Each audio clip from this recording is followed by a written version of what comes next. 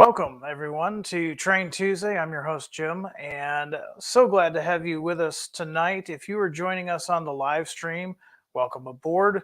Look forward to talking with you shortly. If you are watching us on YouTube, check us out live every Tuesday at 7 o'clock p.m. Central Standard Time, where we talk about the new stuff coming out from Athearn. Now, we've got some great things we're going to be talking about tonight. We're going to be talking about Athearn HO and N scale vehicles. We also got some HO scale containers and container chassis. So stick around. It's going to be a fun night. I've got some humor added for those guys that like that. Let's go ahead and check out and see who is here joining us tonight. Going all the way back, I see Mr. Reynolds, our Southern fan is here in his Southern green, I hope. We've got Dale. We've got Eugene, Matt. We've got Stephen, Canadian Locomotive Logistics. Dale. And looks like we've got some new folks joining us now. We've got Cornell Custom Trains. DG Model Works is in the house. Wes is here saying happy Tuesday. Frederick, are you a train man too? Mark, Derek, Ronald, Eric, Ricky, Randall, Terry, just to name a few, are joining us. Like I said, tonight we're going to talk about Athearn HO and N-scale products. We're going to have a little bit of fun too, so stick around for that. So glad to have you on board tonight. Let's do one more round of shout-outs before we delve into tonight's upcoming cacophony of new products for the month of August. We've got Hugo, NS 1903, Chessie, Harold, Idaho Railfan, KCG, Rail Gilbert, Brianna, Wolfgang, Kyle, and Andy and Glenn, just to name a few. I try to reach all of you guys. I don't always do that, so forgive me if I've missed you. Also, remember, as we go through the broadcast tonight, save your questions between the slides. We'll talk about each segment, and then at the end of the show, we'll take a few of your questions live. So let's do what we always do. Let's go ahead and assume the most comfortable position in the workshop chair. Let's put down the hobby knife and grab the beverage of your choice. And let's go ahead and get started with another Train Tuesday. So we're going to be talking about Athearn HO and N-scale buses. Now let's get a little history and background on these buses. Now, Flextible was a manufacturer of both transit and intercity coaches. The company began building motorcycle sidecars in 1913 and continued in operation through various owners right up until 1995. While not a major manufacturer, at least on the scale of GM, it was successful nonetheless and profitable, especially during the decade of the 1950s. They also produced one of the most beautiful buses ever, the Flextible Clipper, which you see here. Now, this is a teal and cream. This is available both at HO and N scale. You have until Friday to place your pre-orders on these. This one, we did this in a classic paint scheme, allowing you to decal it to your choice of your own personal railroad or whatever you may have planned for it. But these are both available in HO and N scale.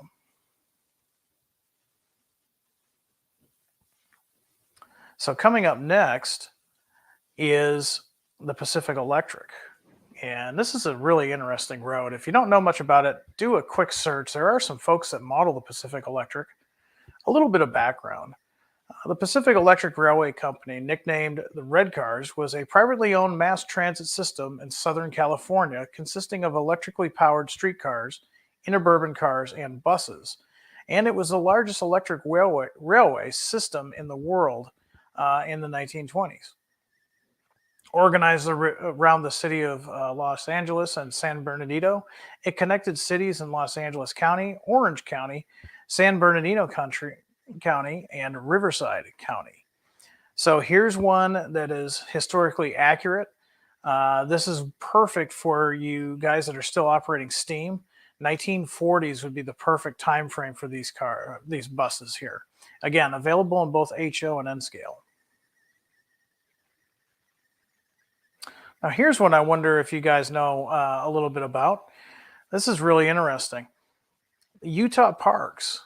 Now, the Utah Parks Company was a subsidiary of Union Pacific Railroad, owned and operated restaurants, lodging, and bus tours in Bryce Canyon and Zion National Parks, the North Rim of the Grand Canyon National Park, and Cedar Breaks National Monuments from 1920s until 1972. Operating as a connoisseur of the National Parks Service, the company operated from a base in Cedar City, Utah. The company's bus tours connected there with the Union Pacific trains, as well as tour buses from Los Angeles, San Francisco, and other West Coast cities, and offered a loop tour of the region's parks and monuments, escorted by Utah Parks Company with a driver and a guide. Again, 1940s era for this one.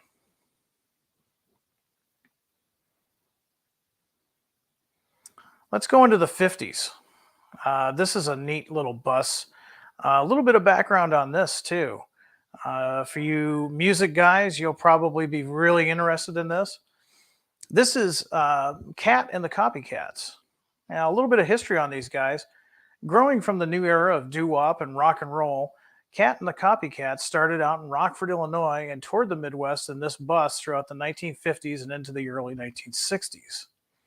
Songwriter and lead singer Calico Stevens had many small hits, including Baby Leave the Porch Light On For Me and his favorite, Your Love Is As Great as a Delta 88. While they never achieved the same fame as Bill Haley and the Comets or the Starlights, they would go down in local history for their tight vocals and smooth, mellow sound. Now, interesting note, after the band broke up, the bus was sold to a grassroots band in the 1970s that called themselves the Kenosha Kickers. So a little bit of interesting background on that bus. And if you have a need for a bus in the 1950s with some cool cats, this would definitely be the bus for you. Staying along with that theme of music, we're going to go a little bit later now. We're going to go into the late 70s, early 80s. This band was called Voice of Choice, and you probably have not heard of them. They were part of the new wave sound that was starting in the late 1970s and early into the 1980s. Voice of Choice grew out of the Los Angeles music scene in 1981. And while the band never got past the local nightclub scene, it did earn a cult following for songs such as Our Love is an American Nightmare and The Hole in My Heart is Caused by You. They slowly faded away by 1985 as hair metal and pop music had taken the world by storm. So if you want something a little bit more new era pop or rock, well, there you go. There's something for you to look at. Now here's a perfect bus, an HO and N scale, for any module, any layout, because it's for sale. And how many times have we gone rail fanning or just driving somewhere and seen a vehicle beside the road for sale? Now, if this old bus could talk, I'd tell a story or two, from short drives from the passenger depot to hotels, to later in life, church bus ministries, and finally making out as a camper. Now, the price is right on this, so don't haggle. The owners know what they have. Again, available in HO and N scale. Coming up next, we have the Fred Harvey bus line. This is the last one in this line. The Fred Harvey Company, of course, was the owner of the Harvey House chain of restaurants, hotels, and other hospitality industry businesses alongside the railroads in the western United States. It was founded in 1876 by Fred Harvey to cater to the growing number of train passengers. It wouldn't be unheard of for them to have a bus like this to transport passengers from the station to area hotels. Now, a little bit of background on these. Both HO and N scale features, they're going to have rubber tires, windshield wipers, which is pretty intense if you think about that in N scale. They're all going to have interior detail. And of course, they're going to have really razor sharp printing and painting. So you can be rest assured these are going to look great on your HO or N scale layout, module, or even diorama if you're building a neat bus scene. Now, these are $31.99 HO and $29.99 in N scale. keep in mind again, these are map prices. So the prices that you would pay at your local hobby shop may be slightly different. All right, I'm going to go over to our comments here and see what we've got. Now, I want to see, there was two of those buses that there was some unique history on. It wasn't really real history. So we'll see if you guys figure out which ones are not the real history. But all but two were based on actual historical events and histories. But let's see if anybody has any questions about these buses. Again, available in HO and N scale. Harold comments that he saw a flexible clipper at the Train and Bus Festival in Hoboken, New Jersey in the 1990s. Well, that's pretty cool. You don't see many of those. Yeah, those Art Deco buses are nice, and this was definitely in the middle of that. Eugene is really liking those too. So you have until Friday, this Friday, the 26th, to pre-order these before everything closes. Late Night says, how about a White Snake bus? Well, that's probably the band that kind of put the Voice of Choice out of business, but maybe in the next run. You'll have to put that in the product suggestion at Athearn.com. What else do we have here? Andy's got a good point. He says these buses are easily taken apart, so lights can be put in. That's absolutely right. I think the spelling is flexible, right? Well, you'd be close, Stephen. It's actually spelled a little bit differently. They did it a little bit different back then. It's pronounced flexible, but technically it is spelled capital FLXIBLE, and it's Flexible Company, but it's pronounced flexible. They basically just took the E out. And hard to believe, they were in business until about 1995. They went bankrupt and unfortunately are gone forever. All right, one more question on these, and then we will go ahead and go on to the next one. Again, if you're N scale and you're doing T-Track or N-Track or Fremo N, these are great. HO, any modular club, these will work great. Folks really like these buses. They're a little bit different than what we see nowadays. So especially if you're doing the steam era stuff, these are perfect for that. And if for you guys that are doing the 70s and 80s, don't forget, a lot of these were turned into RVs or campers later on in life.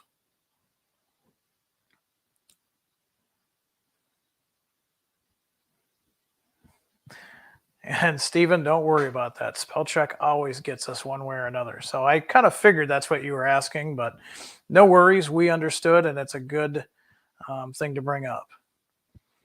All right, let's go to the next item, and we're going to be talking containers now. These containers are HO scale, and they're part of the Athearn line. And these are earlier containers. For you guys that are doing the earlier days of container rail, you'll probably want to get a good look at these. Now, the first one I've got shown here is the American President lines. Now, nowadays they just call it APL, but APL was formerly called American President lines. It's an American container shipping company that's a subsidiary of French shipping company CGM. It operates in an all-container ship fleet, including 9 U.S. flag container vessels. In 1938, the U.S. government took over the management of the Dollar Steamship Company, which was in financial difficulties, and transferred their assets to the newly formed American President lines. In 1997, Singaporean shipping company Neptune Orient Lines, or NOL, acquired APL, eventually moving APL's headquarters to Singapore. In 2016, CGM acquired NOL, including APL. Now, the logo that you're seeing here, for you guys that are not used to this logo, this was the logo that the APL used from 1955 to 1980. And it's a logo you probably haven't seen in quite a while, if at all. Another one from the past, this is American Mail Line. This eventually got purchased by APL and is, of course, under the same umbrella as the CMA CGM.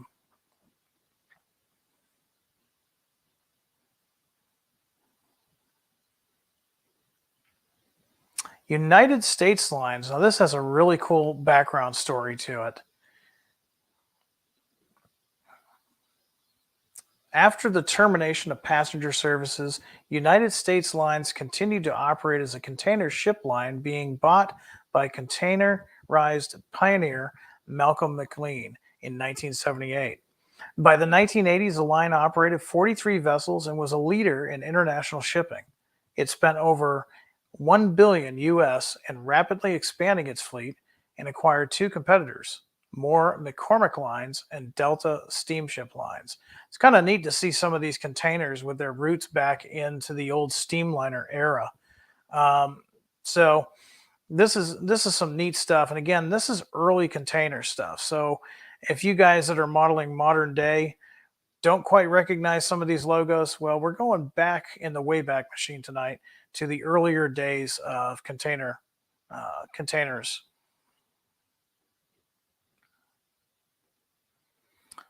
Sealand, this is one that's been very popular and actually one that was highly requested for our next run of 40-foot containers. Now, Sealand was founded by Malcolm McLean on April 26, 1956. Malcolm McLean introduced the world's first container ship, named the Ideal X, which sailed from Newark, New Jersey to Houston, Texas, with 58 aluminum trailers or containers on its deck. In April 1960, the company name was changed from Pan Atlantic Steamship Corporation to simply Sealand Service, an American international shipping company. From 1967 to 1973, Sealand became notable for delivering 1,200 containers a month to the Indochina Peninsula during the Vietnam War, resulting in $450 million in revenues from the U.S. Defense Department. From January 1969 until 1999, Sealand was owned by R.J. Reynolds Company, also CSX Corporation, and others. Nowadays, they're owned by some new investors. Their logo has changed somewhat, but they still pretty much have the same corporate look. But it's kind of neat to see the old logo as we're showing here.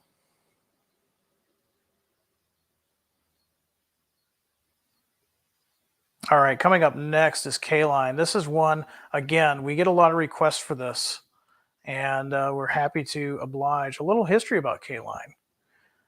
It's a Japanese transportation company, and it owns a fleet that includes dry cargo ships or bulk carriers, container ships, liquefied natural gas carriers, ro-ro ships, tankers, and container terminals. It is the 14th largest container transportation and shipping company in the entire world. Really kind of neat. Now, again, while we're talking about these are all Athearn HO. Anybody rail fanning in the 80s and 90s, I'm sure you remember seeing these. I do. I remember seeing these up in Rochelle quite a bit back in the days when the CNW was still its own railroad. The Mitsu OSK Lines is a Japanese transport company headquartered in Tokyo, Japan. It is one of the largest shipping companies in the world. The MOL fleet includes dry cargo ships, bulk carriers, liquefied natural gas carriers, ro-ro car carrier ships, oil tankers, container ships, among which MVMOL Triumph is the fourth largest container ship in the world. And of course, it does own container terminals. Now, its alligator logo can still be seen on containers in ports, roads, rails, and barges throughout the world, despite the company's focus on containing shippers has been reduced since around April 2018. Now, quickly, some of the features on these HO scale 40-foot containers. They're going to come in two different 3-packs, so real easy for you to build up your container fleet. They're easily stackable. They're fully assembled. You don't need to do anything except maybe weather them if you want. And each container in its different 3-packs, every single container is individually numbered, so you don't have to worry about repeats. These are going to be $41.99 retail, so contact your dealer about your price. And again, you have until Friday, the 26th, to pre-order these. Let's see. Let's see if there's anybody that with questions on the containers. Yeah, Eugene's really happy about the K-line. K-line was one that we get a lot of requests for. Let's see. Terry says the Gator was always a favorite. Yeah, it really was. I remember seeing that quite a bit.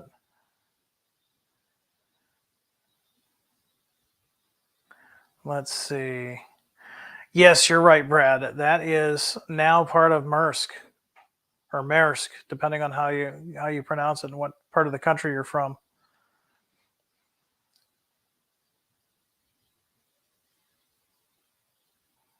And these are Athearn HO.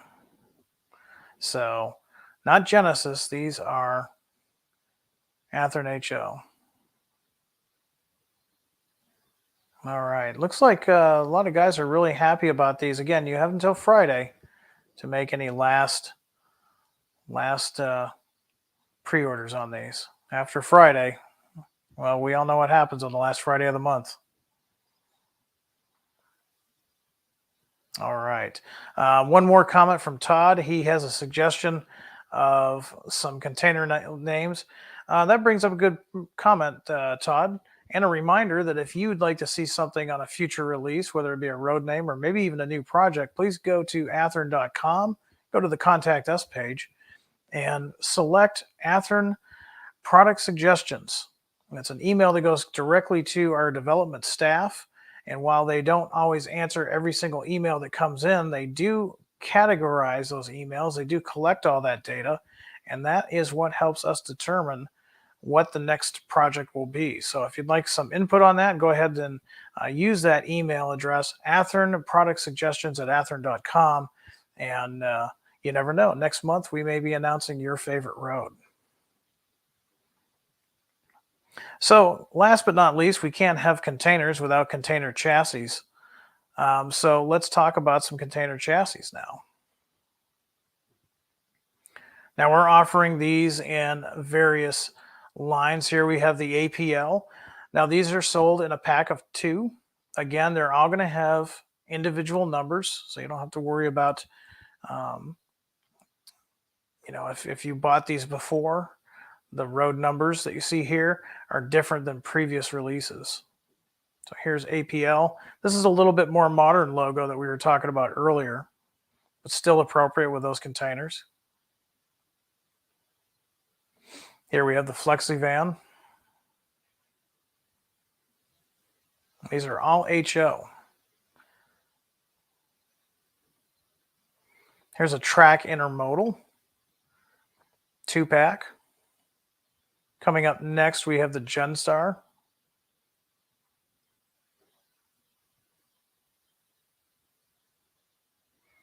And there's the K-Line. We had to do the K-Line chassis as well because, again, very popular.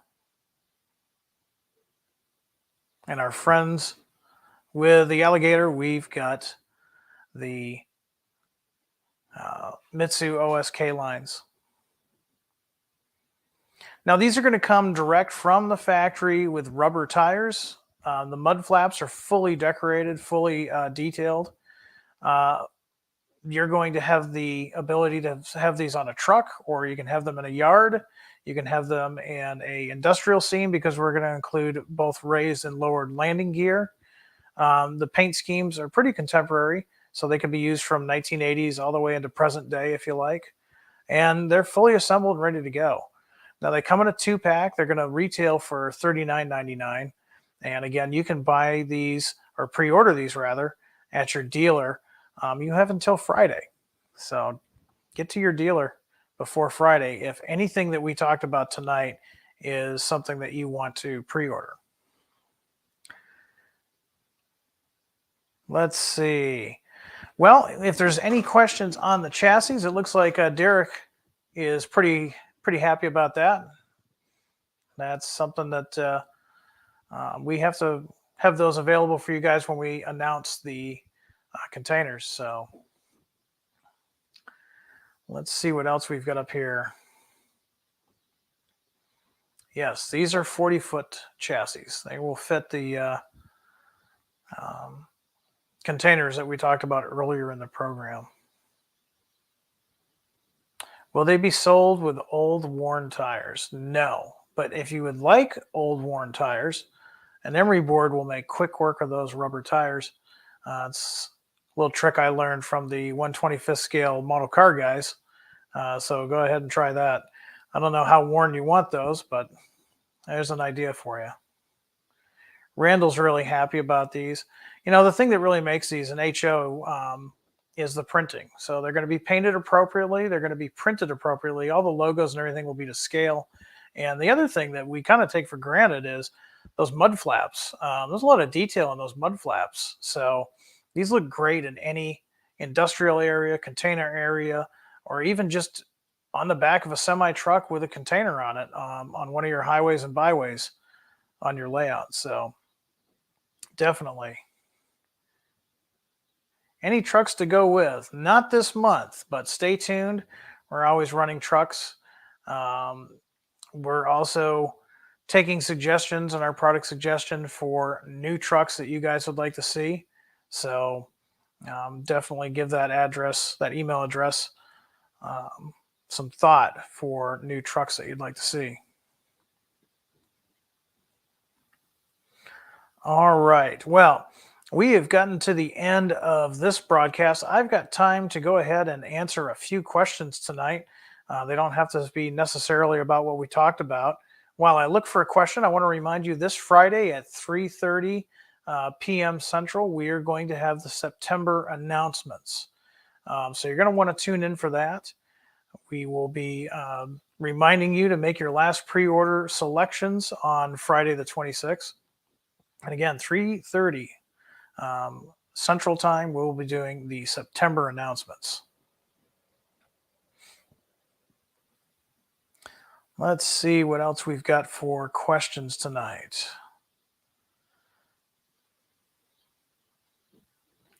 Dale says, I'd love to see some more modern era semis. Yeah, definitely. One of the biggest concerns that, or one of the hurdles that we have to deal with is licensing. Licensing, especially with motor vehicles, can be somewhat of a long process. It requires a lot of legal work and a lot of legality. But that doesn't mean we won't ever do modern vehicles. We're looking into it, and if we think we can jump through those hurdles, we will definitely produce those.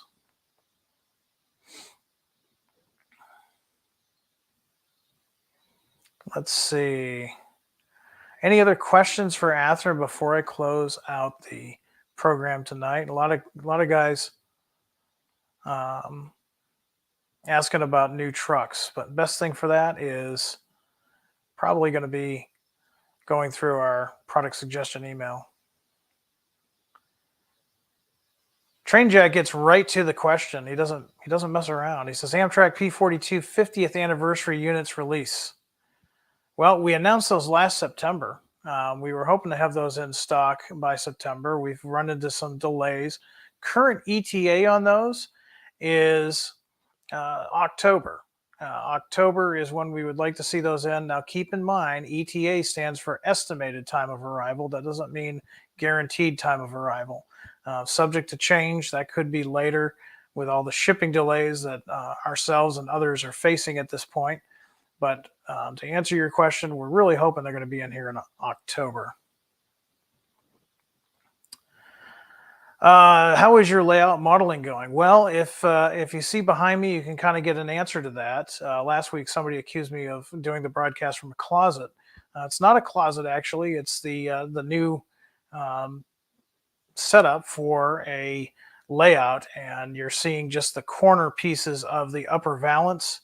So I still have quite a ways to go before getting the actual modeling part done. Hopefully I'll have all the construction done before winter, and then I can work on the actual modeling bits.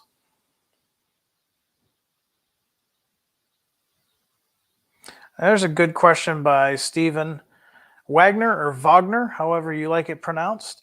Janet B., one of our developers of Athearn, has stated on a forum that the FMC 5077 double-door car has had its width across the ends corrected from the old MDC Roundhouse cars. I hope this can be confirmed and amplified. Well, tune into last week's Train Tuesday. We talk about that. And Janik is absolutely correct. He is our developer, so he would know. Both he and John gave me that information. Those cars have been highly modified. They are very, very much nothing like the original MDC cars. They are the correct dimensions. In fact, they are probably the most authentic, scaled 5077 cars on the market. So if you're interested in those FMCs, go ahead and pre-order those. You have until Friday. And yes, those dimensions are scale. They've done a lot of work on these cars. We didn't want to say new tooling, but it's pretty close to new tooling on those cars. And myself, I know I've got a few on pre-order because that is my era. And if you're modeling the 70s into the 80s, you're going to want to get in on that. So definitely true. They did a lot of work on those cars. No worries, Stephen. I get that. If you do get a chance and you do have a computer at some point, go over to our YouTube channel. We archive every single Train Tuesday as well as other live feeds. While you're there too at Athearn's YouTube channel, do us a favor. Give us a like, subscribe, and hit the notification bell. That way you'll know of any Train Tuesdays you may have missed live or any other videos that we post. All right, with that, I want to thank everybody for joining me tonight for Train Tuesday. This is our last Train Tuesday for the August packet, if you will. All the items that we talked about from the beginning of this month till now are available for pre-order only until Friday the 26th. So get with your dealer before he closes shop if you want to pre-order anything that we've talked about. If you have missed something, go to our YouTube channel and check out previous Train Tuesdays and get caught up on the latest news of what we are offering. Now, again, Friday the 26th at 3:30 p.m., we will have the September announcements, and I know you're going to want to stay tuned for that. We are going to be offering a diesel locomotive that a lot of you guys have been clamoring for a while. So it's a locomotive we've released before, and I think you'll be happy to see its second iteration, what roads we're going to be doing. So until Friday, I want everybody out there to have a happy and safe day, do some good modeling, and above all, high greens, everybody. Good night.